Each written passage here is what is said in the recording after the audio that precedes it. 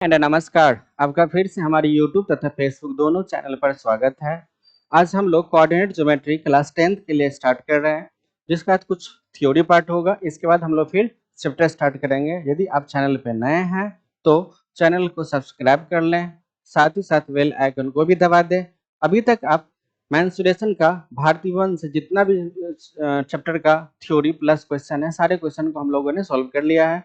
साथ ही साथ हम लोग अर्थमेटिक प्रोग्रेशन अर्थात एपी का जितना भी क्वेश्चन है, सारे क्वेश्चन को भी हम लोगों ने सॉल्व कर लिया।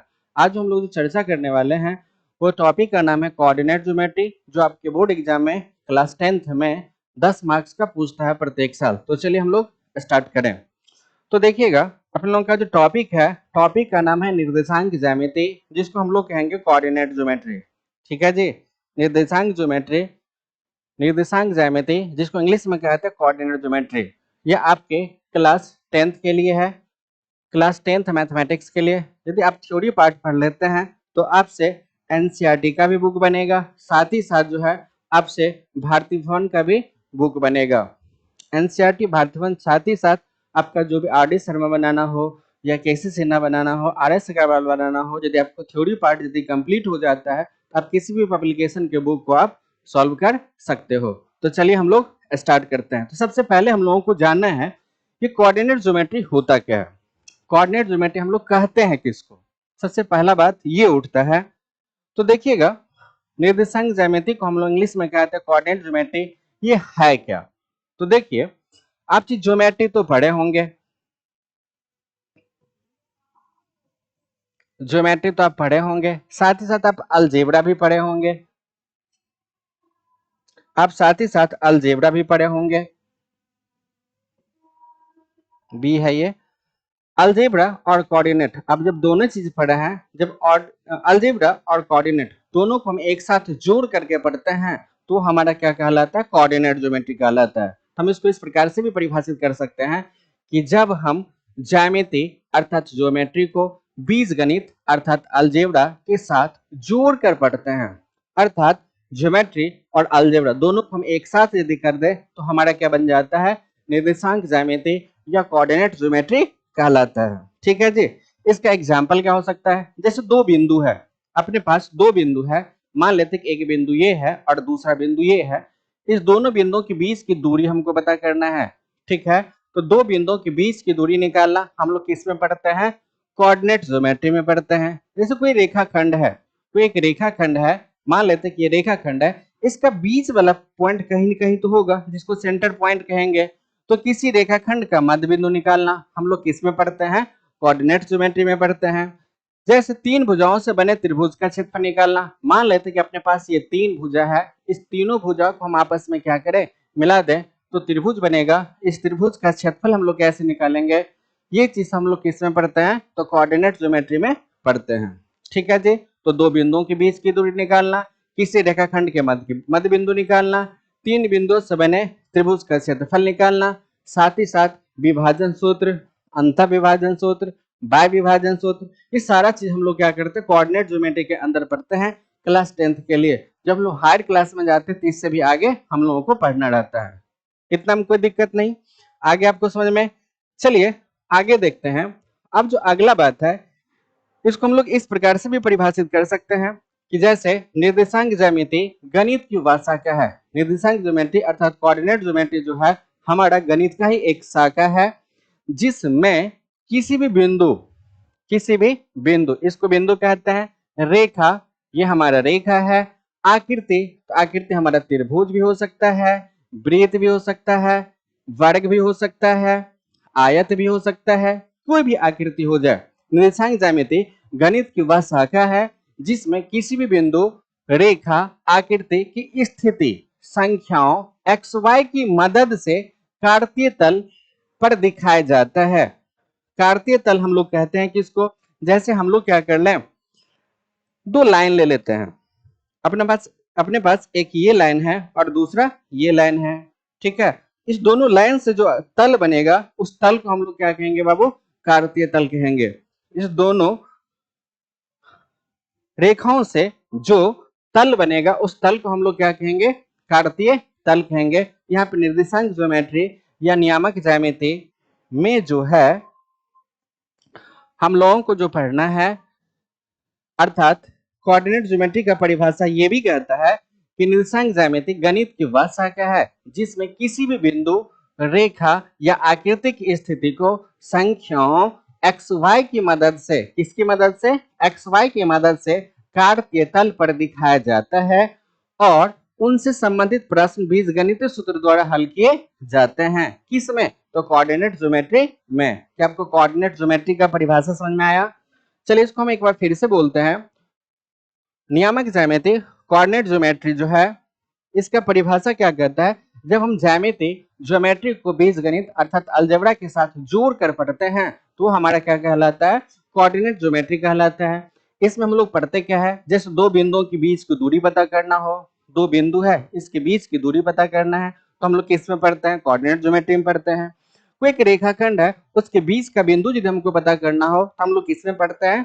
कोऑर्डिनेट ज्योमेट्री में पढ़ते हैं। यहाँ पर तीन बिंदु से यदि किसी त्रिभुज का निर्माण हो रहा हो तो हम त्रिभुज का क्षेत्रफल कैसे निकालेंगे, ये चीज सब हम लोगों को क्या करना है? तो कोऑर्डिनेट ज्योमेट्री में पढ़ना है। इसका एक परिभाषा ये भी कहता है कि निर्देशांक ज्यामिति गणित की वह शाखा है जिसमें किसी भी बिंदु, रेखा या आकृति की स्थिति को संख्याओं एक्स वाई की मदद से काटते तल या कार्टेशियन प्लेन पर दिखाया जाता है, उसे हम लोग क्या कहेंगे? कोऑर्डिनेट ज्योमेट्री कहेंगे। और कोऑर्डिनेट ज्योमेट्री में इससे संबंधित जो प्रश्न है बीजगणितीय सूत्रों द्वारा हम लोग क्या करते हैं? हल करते हैं या हल किए जाते हैं। कितना में कोई दिक्कत नहीं आया आपको समझ में? यदि समझ में आ रहा है तो कमेंट में लिखिए, नहीं तो हम लोग फिर आगे बढ़ते हैं। अब बात उठता है कि निर्देशांक तल अर्थात कोऑर्डिनेट प्लेन हम लोग कहते हैं किसको? तो देखिएगा, निर्देशांक तल कोऑर्डिनेट प्लेन ये होता क्या है, इसको ध्यान से समझिए। आप लोग क्या करते हैं? दो रेखा लेते हैं, इसको हम लोग बोलते हैं उदग्र रेखा। इसको क्या बोलते हैं? उदग्र रेखा। और एक और रेखा लेते हैं जिसको हम लोग क्या कहते हैं? क्षैतिज रेखा। इसको उदग्र रेखा कहते हैं और इसको क्षैतिज रेखा कहते हैं। इसको उदग्र रेखा, इसको उदग्र रेखा और इसको क्या कहते हैं? क्षैतिज रेखा कहते हैं। तो समझिएगा, इसको सुतल रेखा, इसको उठल रेखा भी कहते हैं अपने भाषा में। यदि यहाँ पर हम लोग x मान लें, यहाँ पर x डैश मान लें, यहाँ पर y मान लें, यहाँ पे y डैश मान लें और इसको हम लोग o मान लेते हैं। ठीक है जी। कितना रेखा है? दो रेखा है, एक क्षैतिज रेखा और दूसरा उदग्र रेखा है। तो निर्देशांक तल कोऑर्डिनेट प्लेन क्या है? इसका परिभाषा कहता है जब हम दो लंबवत परपेंडिकुलर रेखाएं खींचते हैं। तो आप लोग दो रेखा खींचे, एक ये रेखा है और दूसरा ये रेखा, दोनों रेखा एक दूसरे पर क्या है? तो लंबवत है। अर्थात ये भी 90 डिग्री का कोण बनेगा, यहाँ पर भी 90 डिग्री का कोण बनेगा, यहाँ पर भी 90 डिग्री का कोण बनेगा, यहाँ पर भी 90 डिग्री का कोण बनेगा। अर्थात प्रत्येक जगह कितना डिग्री का कोण बन रहा है? 90 डिग्री का। अर्थात वह एक दूसरे पर क्या है? तो लंबवत है। अब देखिए, जब हम दो लंबवत रेखाएं, परपेंडिकुलर रेखाएं या लाइन खींचते हैं तो एक क्या होता है बाबू? क्षैतिज रेखा। एक क्या है? ये क्षैतिज रेखा। ये जो क्षैतिज रेखा है ना, इस क्षैतिज रेखा को हम लोग क्या कहते हैं? एक्स अक्ष कहते हैं। क्षैतिज रेखा को क्या कहते हैं? एक्स अक्ष। तो बताइए इस फिगर में हमारा एक्स अक्ष क्या हो गया? इस फिगर में हमारा एक्स अक्ष हो गया एक्स और x dash. X x dash हमारा क्या है? तो क्षैतिज रेखा है। इस क्षैतिज रेखा को हम लोग क्या कहेंगे बाबू? एक्स अक्ष कहेंगे। फिर देखिएगा, अगला बात है एक ऊर्ध्वाधर रेखा जिसको वर्टिकल लाइन कहते हैं, रेखा जिसे वाई अक्ष कहते हैं। ये जो रेखा है उदग्र रेखा या ऊर्ध्वाधर रेखा, उस उदग्र रेखा या ऊर्ध्वाधर रेखा को हम लोग क्या कहेंगे? वाई अक्ष कहेंगे। तो क्षैतिज रेखा हमारा क्या हो गया? एक्स अक्ष। उदग्र रेखा हमारा क्या हो गया? वाई अक्ष। कोई दिक्कत नहीं। तो यहाँ पर एक्स अक्ष और वाई अक्ष, एक्स अक्ष और वाई अक्ष, इस दोनों से जिस तल का निर्माण होता है उस तल को हम लोग क्या कहते हैं? निर्देशांक तल कहते हैं। यही चीज यहाँ पर कह रहा है। तो दोनों मिलकर जिस सतह या प्लेन का निर्माण करते हैं, यहाँ पे एक्स अक्ष और वाई अक्ष दोनों मिलकर जिस सतह, जैसे एक बोर्ड है तो बोर्ड क्या है? प्लेन है, एक सतह का निर्माण करती है, उसे हम लोग क्या कहेंगे? तो निर्देशांक तल कहेंगे। उसे क्या कहेंगे? निर्देशांक तल, जिसको इंग्लिश में कहते हैं वो कोऑर्डिनेट प्लेन या कार्टेशियन प्लेन भी कहते हैं। कोई दिक्कत नहीं। फिर से बोलते हैं, एक्स ओ और एक्स डैश ये हमारा क्या हो गया? एक्स अक्ष हो गया। वाई ओ और वाई डैश ये हमारा क्या हो गया? तो y अक्ष हो गया। x o x डैश ये हमारा क्या हो गया, x अक्ष हो गया। y o और y डैश, ठीक है, दोनों एक दूसरे को लंबवत पर काटती है, अर्थात 90 डिग्री पर काटती है। ये दोनों मिल करके एक तल का निर्माण करती है, जिस तल को हम लोग क्या कहते हैं, निर्देशांक तल कहते हैं। और x डैश जो है ये हमारा x अक्ष कहलाता है। y और y डैश हमारा क्या कहलाएगा, तो y अक्ष कहलाएगा। कोई दिक्कत नहीं। तो x डैश हमारा क्या हो गया, x अक्ष हो गया। y डैश क्या हो गया, तो y अक्ष हो गया।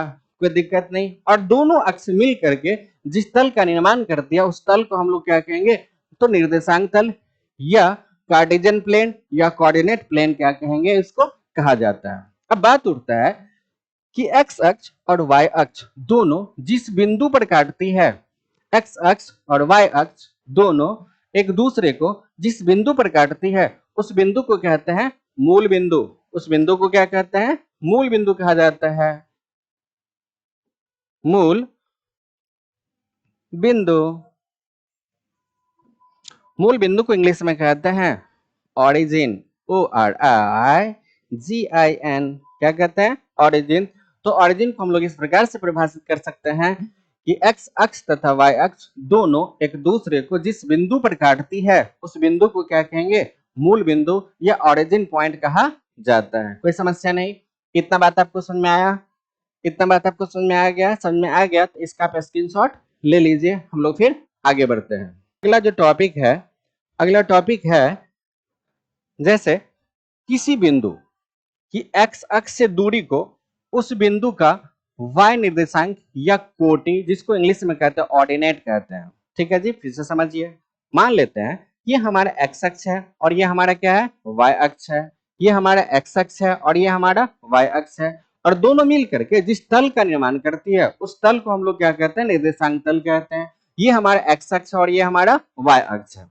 ये हमारा मूल बिंदु है। दोनों रेखाएं एक दूसरे को जिस बिंदु पर काटती है उस बिंदु को क्या कहते हैं, मूल बिंदु कहते हैं जी। अब देखिए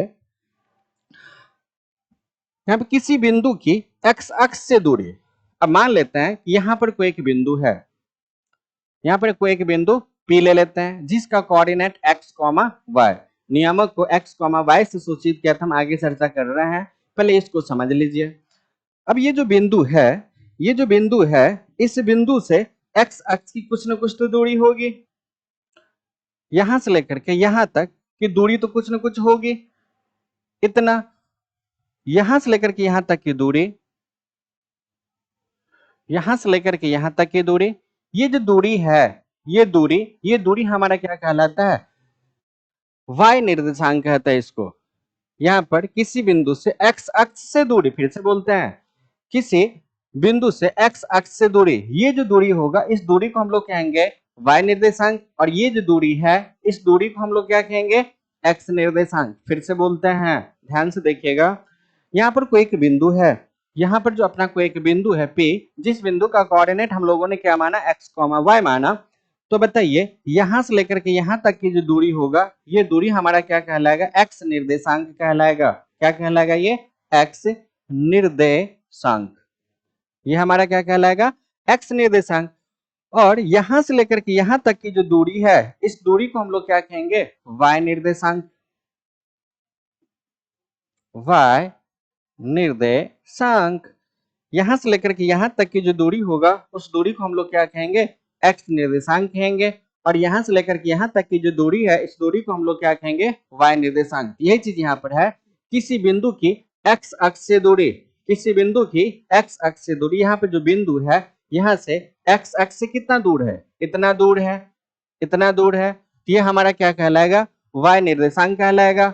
और ये हमारा क्या कहलाएगा, ये हमारा y निर्देशांक, और ये हमारा क्या कहलाएगा, x निर्देशांक। यही चीज यहाँ पर है, किसी बिंदु की y अक्ष से दूरी, किसी बिंदु की y अक्ष हमारा ये है, ये जो दूरी है इस दूरी को हम लोग क्या कहेंगे, उस बिंदु का x निर्देशांक, जिसको हम लोग कोटि भी कहते हैं, जिसको हम लोग क्या कहते हैं बाबू, कोटि भी कहते हैं। और कोटि को अभिक्ष भी कहा जाता है, दूसरा नाम है अभिक्ष या कोटि। मतलब किसी बिंदु की y अक्ष से दूरी को उस बिंदु का हम लोग क्या कहते हैं, x निर्देशांक या कोटि कहते हैं। ठीक है। और किसी बिंदु से एक्स अक्ष से दूरी को, उस बिंदु का हम लोग क्या कहते हैं, तो y निर्देशांक या कोटि कहते हैं। तो देखिए यहाँ पर ये हमारा y अक्ष है, y अक्ष से इतना दूर है, ये जो दूरी होगा ये दूरी हमारा कहलाएगा x निर्देशांक। ये जो हमारा x अक्ष है, x अक्ष से इतना दूर है ये बिंदु, तो ये हमारा क्या कहलाएगा, y निर्देशांक। ठीक है जी। अब देखिए x निर्देशांक और y निर्देशांक को हम लोग क्या करते हैं, एक कोष्ठ, छोटी कोष्ठ में यहाँ पर x, y के रूप में लिखते हैं। जैसे किसी बिंदु P का निर्देशांक लिखना हो तो P बिंदु का निर्देशांक हम लोग कैसे लिखते हैं, तो छोटी कोष्ठ में x, y दे करके लिखा जाता है। इतना में कोई दिक्कत नहीं। क्या आपको कोटि समझ में आया? क्या आपको भुज, कोटि सॉरी ये भुज होगा जी, कोटि नहीं भुज होगा, भुज या अभिक्ष, सॉरी, इसको हम लोग कोटि कहते हैं। y निर्देशांक को कोटि कहा जाता है और x निर्देशांक को क्या कहा जाता है, तो भुज कहा जाता है। भुज और कोटि, दूसरा नाम इसका ये भी है, या y निर्देशांक और x निर्देशांक। तो क्या आपको y निर्देशांक और x निर्देशांक समझ में आ गया? बताए किसी को दिक्कत है? अब चलिए हम लोग आगे बढ़ते हैं। जैसे कि एग्जाम्पल है, एग्जाम्पल को समझिए। x अक्ष से दूरी, x अक्ष से दूरी, ये जो हमारा x अक्ष है, x अक्ष से जितना भी दूर होगा, ऊपर या नीचे, ऊपर या नीचे जो दूरी होगा, उस दूरी को हम लोग क्या कहेंगे, y निर्देशांक कहेंगे। अब ये हमारा y अक्ष है, y अक्ष से इधर या इधर जितना भी दूरी होगा वो हमारा क्या कहलाएगा, x निर्देशांक कहलाएगा। फिर से बोलते हैं, x अक्ष से दूरी, ये हमारा x अक्ष है, x अक्ष से जो ऊपर जितना भी दूरी होगा या नीचे जितना दूर होगा बिंदु, वो हमारा क्या कहलाएगा, x निर्देशांक कहलाएगा। ये हमारा y अक्ष है, y अक्ष से इधर या y अक्ष से इधर जितना दूर कोई बिंदु होगा उसके दूरी को हम लोग क्या कहेंगे, तो x निर्देशांक कहेंगे। चलिए हम लोग एक एग्जाम्पल के जरिए इसको समझते हैं। और इससे पहले एक चीज और समझ लीजिए, यहाँ पर जो मूल बिंदु है, मूल बिंदु को हम लोग O सूचित करते हैं। मूल बिंदु का नियामक 0,0 लिया जाता है। मूल बिंदु को हम लोग O से सूचित करते हैं और मूल बिंदु का नियामक 0,0 लिया जाता है। मूल बिंदु क्या करता है, तो एक चीज, मूल बिंदु से दाएं, मूल बिंदु से बाएं, मूल बिंदु से ऊपर और मूल बिंदु से नीचे, ये 4 कंडीशन बनता है। तो मूल बिंदु से दाएं तरफ जो होगा वह पॉजिटिव मान होगा, मूल बिंदु से बाएं तरफ जो होगा वो नेगेटिव मान होगा, मूल बिंदु के ऊपर जो होगा जो पॉजिटिव मान होगा, मूल बिंदु के नीचे जो भी मान होगा वह क्या होगा, नेगेटिव होगा। तो यहाँ पर x अक्ष का 2 मान, एक पॉजिटिव और दूसरा नेगेटिव। तो x अक्ष का जो पॉजिटिव मान होगा मूल बिंदु से किधर, तो दाएं। x अक्ष का नेगेटिव मान किधर होगा, मूल बिंदु के बाएं। y अक्ष का पॉजिटिव मान क्या होगा, मूल बिंदु के ऊपर। y का नेगेटिव मान क्या होगा, मूल बिंदु के नीचे। बताइए किसी को दिक्कत है? नहीं दिक्कत होना चाहिए। अब देखिए यहाँ पे एग्जाम्पल है, यदि P बिंदु का नियामक दिया हुआ 3,4 है तो इसका x निर्देशांक कितना होगा, तो 3 होगा। ये जो पहला मान होगा वो हमारा x निर्देशांक होगा और ये जो दूसरा मान होगा वो हमारा क्या होगा, y निर्देशांक होगा। इसका x निर्देशांक कितना है, तो 3 है और इसका y निर्देशांक कितना है, तो 4 है। अब बताइए x का मान जो है 3 कहाँ है, x का मान 3 कहाँ है, x का जो मान है 3 यहाँ पे है और y का मान कितना है, तो 4 है, y का मान 4 यहाँ पे है। अब हम लोगों को क्या करना है, उस बिंदु को दिखाना है। यहाँ पर बिंदु 3 और 4 पर स्थित है, x का मान 3 यहाँ और y का मान 4 यहाँ। इसके लिए आप लोग क्या कीजिए, तो हम लोग 3 के सामने, x का जो 3 मान दिया हुआ है हम इसके सामने एक रेखा खींचते हैं, y का जो मान 4 दिया हुआ है इसके सामने भी एक रेखा खींचते हैं और दोनों का जो कटान बिंदु है, दोनों का जो कटान बिंदु है यहाँ, इस पॉइंट को हम लोग क्या कहेंगे, जो P पॉइंट है और P पॉइंट का जो कोऑर्डिनेट दिया हुआ 3,4 ये हमारा क्या करेगा, तो पॉइंट को बताएगा। अब देखिए ये जो हमारा पॉइंट बना, ये पॉइंट हमारा क्या है, P पॉइंट है जिसका कोऑर्डिनेट या नियामक 3, कितना है, तो 4 है। मतलब 3 जो बताता है y अक्ष से कितना दूर है, तो 3 इकाई की दूरी पर है और ये जो y का जो मान 4 है ये क्या बताता है, तो x अक्ष से कितना इकाई दूरी पर है, 4 इकाई के दूरी पर है। यहाँ पे पॉइंट जो P हो गया, P पॉइंट का नियामक कितना होगा, 3,4 हो गया। बताइए इतना में कोई दिक्कत है? ये हमारा x अक्ष है, ये हमारा y अक्ष है। दोनों बिंदु जहां एक दूसरे को काटती है उस बिंदु को मूल बिंदु कहते हैं। मूल बिंदु का नियामक क्या होता है? 0,0। मूल बिंदु के दाएं तरफ क्या होता है? x का पॉजिटिव मान। मूल बिंदु के बाएं तरफ क्या होता है? x का नेगेटिव मान। मूल बिंदु के ऊपर क्या होता है? तो y का पॉजिटिव मान। मूल बिंदु के नीचे क्या होता है? y का नेगेटिव मान। कोई दिक्कत नहीं आया आपको समझ में? चलिए अब हम लोग आगे बढ़ते हैं। अब जो अगला टॉपिक है, टॉपिक का नाम है दूरी सूत्र, जिसको हम लोग बोलते हैं डिस्टेंस फार्मूला। बहुत अधिक इंपॉर्टेंट है, आपके बोर्ड एग्जाम में इसे क्वेश्चन ऑब्जेक्टिव प्लस सब्जेक्टिव दोनों पूछा जाता है। तो देखिए यहाँ पे दूरी सूत्र अर्थात डिस्टेंस फार्मूला ये होता क्या है, तो ध्यान से देखिएगा। मान लेते कि अपने पास दो बिंदु है, एक बिंदु P है और दूसरा बिंदु क्या है? Q है। इस दोनों बिंदुओं को मिलाने वाली एक रेखा ये है, जिसमें P बिंदु का नियामक हम लोग x1 मान लेते हैं और y1, और Q बिंदु का नियामक हम लोग क्या मान लेते हैं? x2, y2 है। P बिंदु का नियामक x1, y1 है और Q बिंदु का नियामक x2, क्या है? तो y2 है। अब अपने लोगों को क्या करना है? तो यहाँ पर जो है इसके बीच की दूरी निकालना है। इसके बीच की दूरी को हम लोग किससे सूचित करेंगे? तो PQ से। यहाँ पर PQ बराबर हो जाएगा root under x2 minus x1 का whole square plus y2 minus y1 का होल स्क्वायर, या PQ बराबर आप लिख सकते हो रूट अंडर यहाँ पर x1 माइनस x2 का होल स्क्वायर प्लस होगा यहाँ पे y1 माइनस y2 का होल स्क्वायर। आप ये भी लिख सकते हो। जब आपको दो बिंदु दिया है P और Q और दोनों बिंदु का नियामक x1, y1 है और Q बिंदु का नियामक x2, y2 है। अपन लोगों को क्या करना है? PQ बिंदु के बीच की दूरी पता करना है। यहाँ पर PQ बराबर फार्मूला हो जाएगा root under x2 minus x1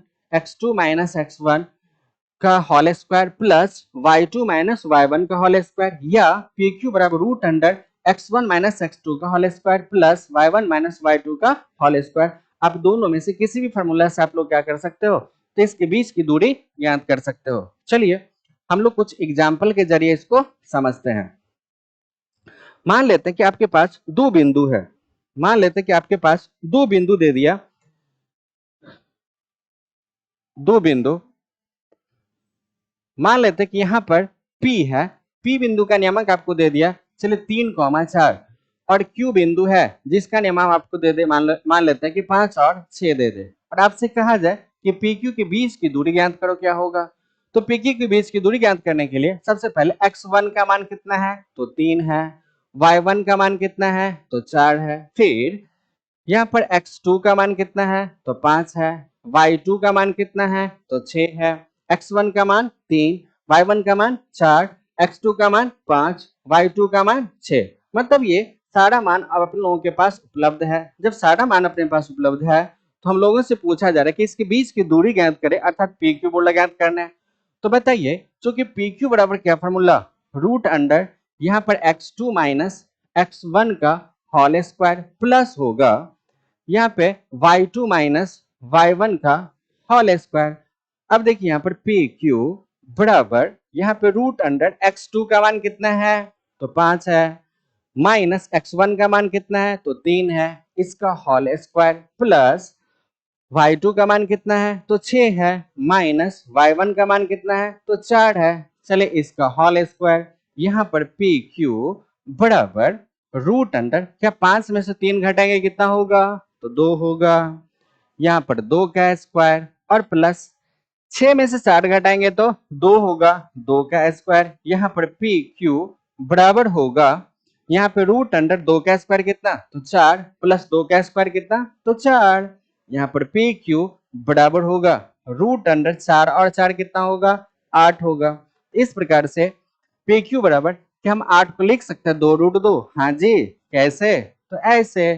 क्या रूट 8 को हम लोग लिख सकते हैं रूट अंडर 4 दुनिया 8, 4 का वर्गमूल कितना? तो 2 रूट 2, हम इसको लिख सकते हैं 2 रूट 2।